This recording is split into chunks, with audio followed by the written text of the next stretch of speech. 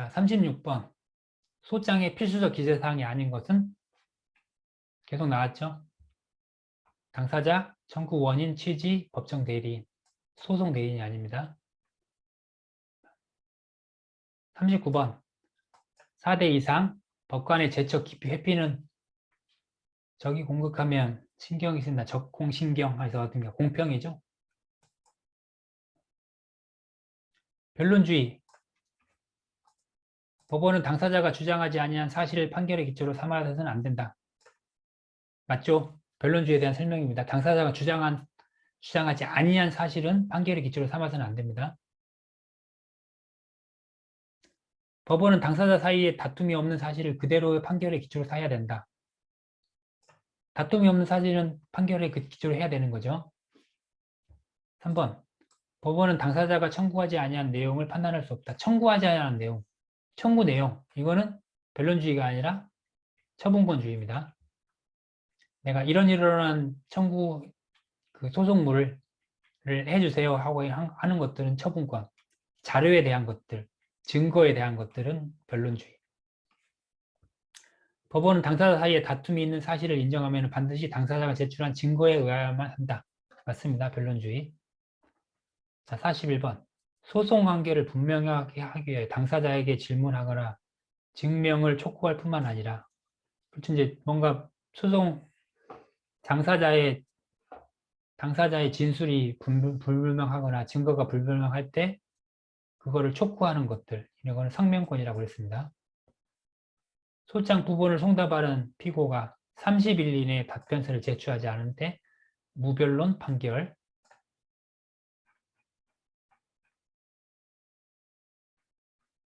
다음에 47번 관할에 대한 내용이 또 나왔네요. 관할이란 재판권 행사하는 여러 법원 사이에서 어떤 법원이 담당 처리하느냐, 재판권의 분담관계, 관할에 대한 설명이죠. 사물관할이라는 것은 단독 판사와 합의부 판사, 그 지방법원의 사이에서의 그 사건의 경중을 기준으로 분담관계를 말하는 사물관할. 토지관할은 무엇입니까? 소재지를 달리하는 지방법원 사이에 정해놓은 분담관계로 자연인의 경우 원고의 주소지에 보통 재판적이 있다. 틀렸죠? 원고가 아니라 피고죠. 피고의 주소지에 보통 재판적이 있습니다. 그리고 민사소송법 2주의 선거 봤죠? 보통 피고의 보통 재판적. 금전 지급 청구권 이행의 소일 경우 원고의 주소지에 특별 재판적이 있다. 이거는 맞서 지급 이행지, 이게 민소법에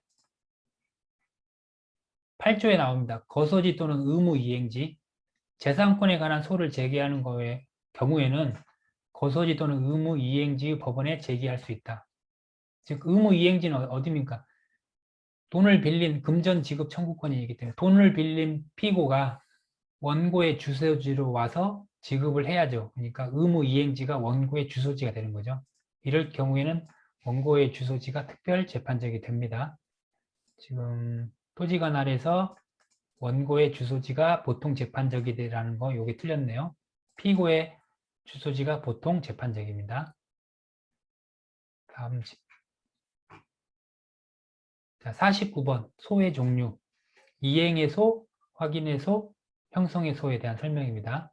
자, 이행의 소란 청구권의 확정과 피고인에 대한 이해 명령을 해달라고 요구하는 소를 말하며 실체법상 청구권이 있는데 채무자가 이에 대응하는 의무를 임의로 이행하지 않아 부득이 법적 절차로 그 청구권을 실현하고자 하는 경우에 제기하는 소를 말한다. 맞죠? 이행을 청구하는 소, 확인의 소란 법률관계의 존부의 확정, 채무 부존재 확인의 소 이런 것처럼 맞습니다. 형성의 소는 법률관계가 새롭게 창설되거나 변동되거나 소멸되는 걸 요구하는 소. 형성의 소의 판결에도 원칙적으로 집행력이 있으며 집행력은 이행의 소에만 있습니다. 형성의 소, 확인의 소에는 없습니다.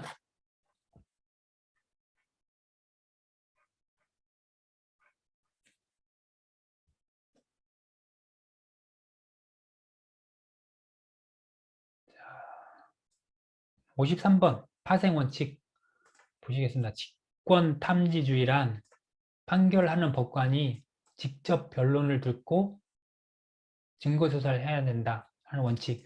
직접 변론을 듣고 증거조사를 해야 된다는 원칙은 아니죠.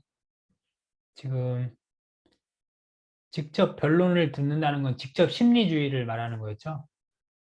1번은 아니고요. 2번 불이익 변경 금지는 항소에서 그 불복 신청의 한도를 넘을 수도 없다는 원칙 맞습니다. 2번 불이익 변경 금지. 자유심증주의 판사가 그 원고의 진술 변론을 듣고 자유로이 그거를 판단한다는 거죠. 근데 여기는 절차의 개시, 심판 대상, 절차의 종결 이거는 당사자가 주도권을 가지고 처분에 맡기는 처분권주의를 설명한 내용입니다. 3번은 직접 심리주의란 그 재판을 직접 들은 판사가 판결을 해야 된다는 거죠. 재판에 필요한 사실과 증거의 수집 책임을 당사자에 맡기지 않고 법원이 맡는 원칙이다. 이거는 직권탐지주의죠.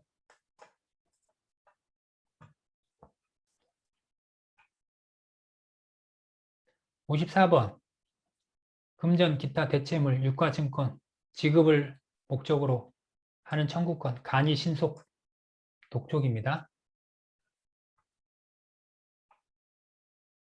57번 민사소송 절차에 대한 설명 틀린 것은 법관의 제척, 기피, 회피 조도는 법관이 구체적인 사건과 인적, 물적으로 특수한 관계가 있는 경우에는 그 법관을 그 사건의 직무 집행으로부터 배제하는 제도이다. 맞죠? 제척은 규정이 되어 있습니다. 법에.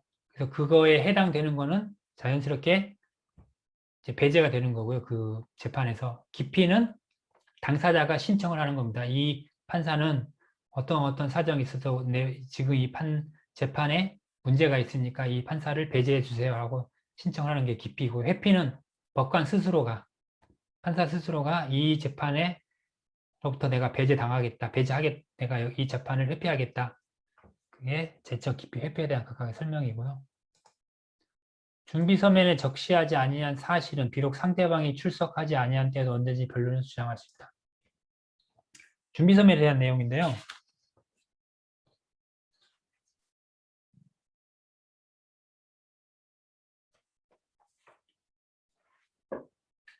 우리 교재 505장에 나와 있는데 준비서면에 파트에 나와 있는 내용인데요. 한번 보시겠습니다.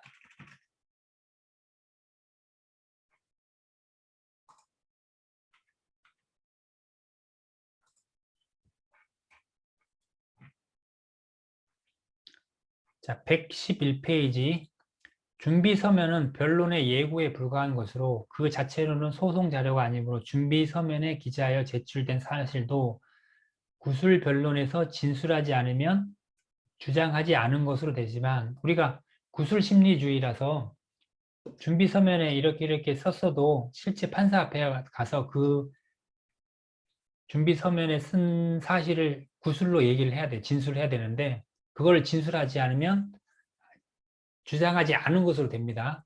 그런데 여기서 준비서면에 기재하지 않은 사실은 상대방이 결석하였을 때 변론에서 주장할 수 없다. 상대방이 결석한 그 변론에서는 준비서면에 기재하지 않은 사실은 변론할 수가 없습니다. 그래서 여기는 준비서면에 적시하지 아니한 사실은 상대방이 출석하지 아니한 때에 변론에서 주장할 수가 없습니다. 2번이 틀렸네요. 적시 제출주의, 적절한 시기에 제출해야 된다는 거죠. 맞았고요. 변론주의, 관철로 인한 문제점을 보완하기 위하여 법원이 당사자의 소송자료 수집에 협력할 수 있도록 하는 제도로 성명권이 있다. 성명권이죠.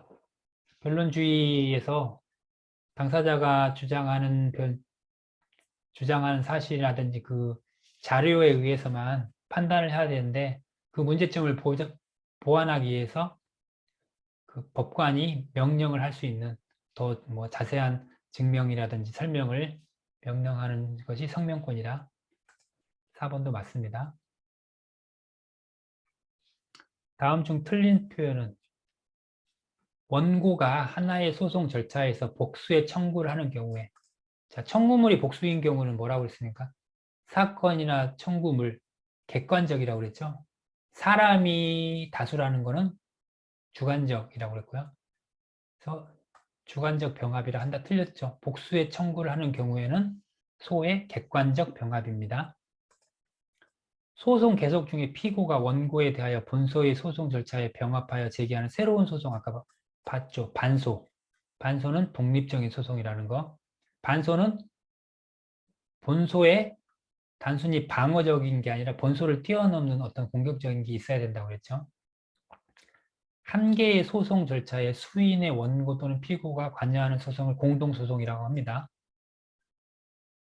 확정된 종국 판결에 있어 청구에 대한 판결 내용은 당사자와 법원을 구속하는 바, 당사자는 그에 관하여 되풀이하여 다투는 소송을 할 수 없으며 법원도 이를 재심사하여 그 내용과 무엇은 저촉되는 판단을 해서는 안 된다는 구속력을, 아까 봤죠? 우리가 기판력, 실체적 확정력. 근데 아까는 여기를 형식적 확정력이라 한다 해서 그 문제가 틀렸었죠. 기판력 또는 실체적 확정력이라고 합니다. 맞는 표현입니다. 여기 주관적 병합, 객관적 병합도 가끔씩 심심치 않게 나올 수가 확률이 많은 문제니까 꼭 한번 기억을 하시고요.